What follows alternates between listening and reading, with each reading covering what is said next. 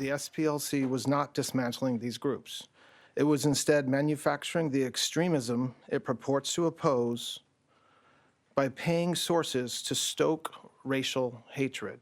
SPLC paid at least $3 million to 8 individuals at least. These individuals were affiliated with the Ku Klux Klan, United Klans of America, National Socialist Movement. The Southern Poverty Law Center used the money they raised from their donor network to actually pay the leadership of these very groups. It is one of the country's most prominent civil rights organizations. Now the Southern Poverty Law Center facing an 11-count federal indictment, accused of funneling millions to the extremist groups that they claim to be fighting. It's very ironic for an organization which has labeled others as hate groups and put out a report criticizing Turning Point USA and Charlie Kirk several months before he was killed. Last year, Fox News contributor and GW University law professor Jonathan Turley joins us now. Jonathan, I was shocked to learn all of this. It's very strange. They oppose these groups, yet they're giving money to them. Why would they do that? Yeah, Ainsley, you're absolutely right about that. The irony is also that it was the center that sought to seize assets from groups like the KKK. Now the U.S. government is trying to, through forfeiture, seize the assets of the center. And what the center is saying is that we did have confidential informants.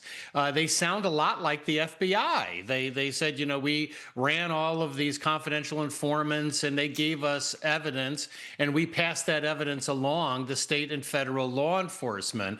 It's very rare to see a non-law enforcement organization conduct these types of clandestine operations. They're even accused of using some of these paid individuals to remove material from these headquarters. One of the things that I thought was striking about the indictment is that some of these extreme groups could conceivably sue the center for the removal of that type of material and for trespass. Right. Yeah, we're showing examples. That first one, the 1 million to National Alliance affiliate neo-Nazi group. This is alleging that they paid $1 million to someone to break into their facilities and steal boxes of their documents. Another example is Charlottesville. The Southern Poverty Law Center accused of secretly paying an informant with donor funds. Donors are paying for this, who helped plan the 2017 Unite the Right rally in Charlottesville. This informant, Jonathan, allegedly attended the rally, helped coordinate transportation for attendees, and was paid $270,000 between 2015 and 2023. So instead of dismantling it, they were helping to finance it. Here is the acting Attorney General, Todd Blanche, on with Laura last night. That this investigation was opened during the Biden administration and then mysteriously closed. I really don't have any information about why it was closed. And then we started again last year, the FBI did, working with the U.S. Attorney in Alabama. And it's extraordinarily egregious. You just talked about it, but imagine a donor to the SPLC if they were told, by the way, we're going to give the money you're giving us to the Ku Klux Klan, okay? Like, it's in some cases over $1 million. So why was the case mysteriously closed, Jonathan? Yeah, Ainsley, I thought that was the most interesting part of the interview as well.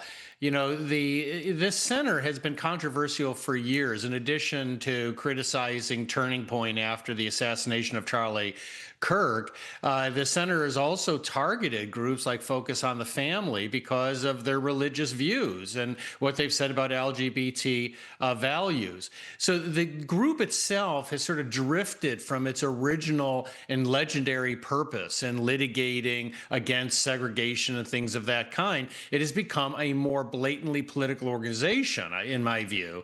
So that termination by the Biden administration was not surprising in the political sense, but it is concerning.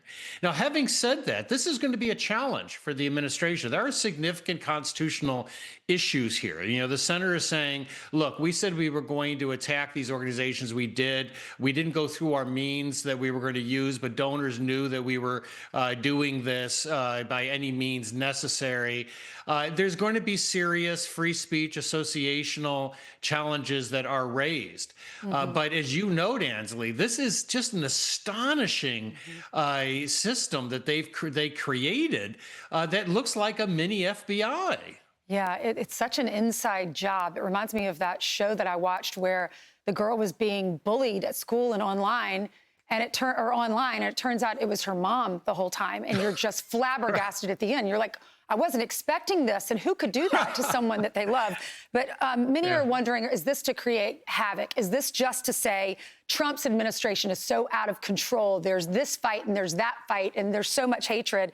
They're being accused of hiding the payments from donors and from banks using shell accounts or fictitious entities with names like Fox Photography. But this is a statement from the acting CEO or the interim CEO. Taking on violent hate and extremist groups is among the most dangerous work there is. And we believe it is also among the most important work we do.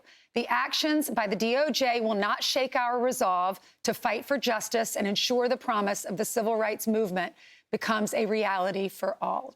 Jonathan, thank you. We'll see where this goes. Right. Thank you. Be sure to like and subscribe for all the Fox News latest on YouTube and catch full shows streaming now on Fox One.